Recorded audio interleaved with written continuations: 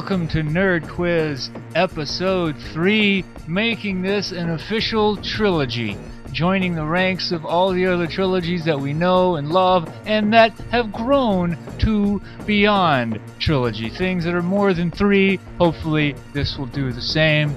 My name is Michael Channing. I will be your quiz master, your nerdly guide through 20 questions on nerdly topics. Got them lined up for you, and we're going to jump right into it. Here we go. We'll jump right into round 1, which is literature. Now we're going to do things a little different than we've done in the first couple of quizzes here. I'm going to describe for you the plot of a science fiction or fantasy short story. And I want you to give me the title and the author of the story. Number 1. Lagash, in a stellar system containing 6 suns, is a planet with perpetual daylight. But scientists discover that soon those suns will eventually be eclipsed, casting the planet into complete darkness. Number 2. A young boy with an odd name remains the same age while his best friend matures into an adult. Number 3. An empty, automated house continues to care for and entertain the family who are no longer there until a fire breaks out. Number 4. An uninvited guest dressed in a distasteful costume disrupts an exclusive party that is taking place in a series of differently colored rooms. And number 5. An explorer returns from Antarctica with a tale of horror and agrees to relate his story to discourage any further exploration of the frozen continent and its wind-blasted peaks. Round 2 is on comic books. Specifically, comic book writer Alan Moore. One of my favorites. I'm sure you love him too. Here's some questions on the man. Number 6. Before writing his masterpiece, Watchmen, Moore was hired by DC to revamp what poor-selling title? Number 7. What nonlinear volume in the League of Extraordinary Gentlemen series contains a mock Tijuana Bible and a pair of 3D glasses? Number 8. Name the 3 female protagonists of Alan Moore's Lost Girls. Number 9. Moore's character V inspired the look of what underground organization? And number 10. What is the title of the comic within a comic that runs parallel to the plot of Watchmen? Round 3 is all about robots. I'm going to play for you the voices of 5 different robots or androids, depending on what they are. These are taken from movies or television shows, and upon hearing the voices, I want you to name that robot. I love saying it that way. Number 11. I want to decide who lives and who dies. Number 12. The first 10 million years were the worst, and the second 10 million, they were the worst too. The third 10 million I didn't enjoy at all. Who is this? Number 13. I learned something today, too. What do these things have in common? Lightning rods, fig Newtons, escalators, ballpoint pens, and Vaseline. Number 14. Hello, this is the Lost in Residence. We can't come to the phone right now. Please leave your name and number, and we'll get back to you.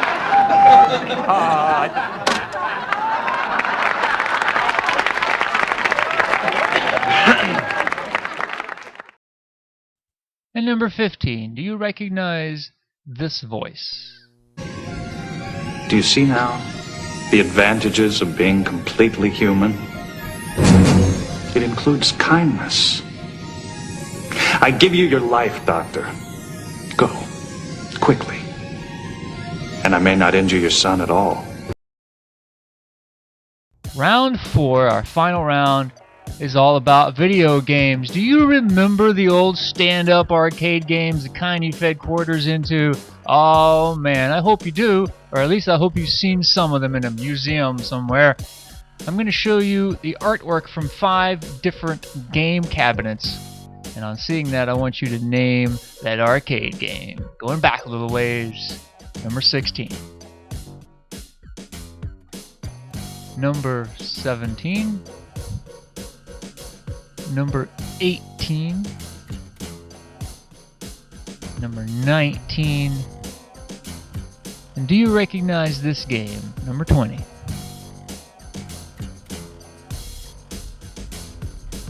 Alright, pencils down. Let's see how you did. We're going to go over the answers now.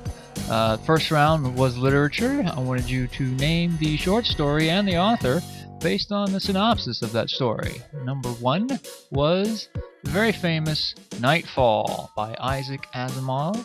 Probably one of the greatest science fiction stories ever written. Number 2, one of my favorites, Jefty is 5 by Harlan Ellison. An amazing story. Number 3, also another favorite of mine, There Will Come Soft Rains by Ray Bradbury. That comes from the Martian Chronicles, and it's just so beautiful and lyric and moving, even though there are no human characters in the story. It is great. Number 4 was The Mask of the Red Death by Edgar Allan Poe. Such a cool and scary and eerie, atmospheric short story that is. And number 5, a story I just recently listened to in audio form, At the Mountains of Madness by H.P. Lovecraft. Very influential story, in my opinion, a little bit overwritten, but that's just me. Round 2 was on the comic book writer Alan Moore. Number 6, before he wrote Watchmen, he wrote some fantastic issues of Swamp Thing. Those are good. They reinvented, redefined what Swamp Thing was, and of course that led to the movie, which was kind of cool, and I saw that as a kid. Swamp Thing is really cool, man. And then as you can see the quality of writing drop drastically when Alan leaves. If you read the book that comes after the last one he wrote, oh man, the next guy sorely lacking. Number 7, however, The League of Extraordinary Gentlemen, the second volume, the third volume perhaps, in that series is called Black Dossier. A very weird book. It's just a jumble of different writing styles, and there's a big section of just prose, and it comes with a little Tijuana Bible in the middle with breasts, and there's a set of 3D glasses in the back so you can read the last little piece of the story, and the story goes almost nowhere. Not very good, so even Alan can fail once in a while. Number 8, the 3 protagonists of Lost Girls. Those are 3 women taken from 3 different novels that they starred in. We have Dorothy from The Wizard of Oz, Wendy from Peter Pan, and Alice from Alice in Wonderland. And they all meet in a hotel in the book, and they have sex with each other and everyone else as well. Lost Girls is 3 volumes of comic book hardcore pornography. Number 9, Moore's character V was the inspiration for Anonymous. And number 10, that comic within a comic that runs through the length of Watchmen. I was hoping it was a bit tricky, but you probably knew it. You guys are smart. That was Tales of the Black Freighter. Round 3 was on robots. Are you tired of me saying it that way yet? I'm never going to stop. Number 11 was one of my favorite robots from one of my favorite TV shows. That was Crow T. Robot telling what he wants for Christmas. I want to decide who lives and who dies.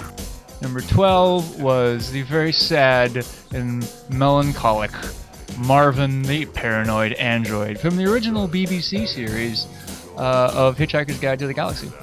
Number 13, a movie I haven't seen but have heard about. That was Cherry 2000, the Pleasure Bot. Number 14 was Vicky from the show Small Wonder, which I used to watch on TV after school. And I knew, even then, it was not a good show, but it came on right after the Rescue Rangers, so I watched it. And number 15 was Lore from Star Trek The Next Generation. That was Data's nastier brother. And the final round, round 4, was on video game cabinet art. And if you've never played any of these games, you've probably never seen any of these, which means you're younger than me. And, oh well. Number 16 was Burger Time, in which you played a chef and you had to walk across giant burgers and make them fall down ladders in order to come together into a complete sandwich. Okay, games did not have to make sense in the 80s, okay? They just ate your quarters and they took your time and they didn't make any sense at all. Burger Time, okay? Number 17 was Centipede, which was a little more, it made a little more sense. You were protecting your village from attacking insects, right? One of them being the titular centipede. 18 was a favorite game of mine back in the 80s. Gauntlet. Oh man, I dropped so much cash into that game and got maybe to level 3. Number 19, another odd game, Joust, in which you rode on an ostrich and flew around and you jousted with lances. And number 20, very difficult game, but super fun and really cool graphics too, Ghosts and Goblins.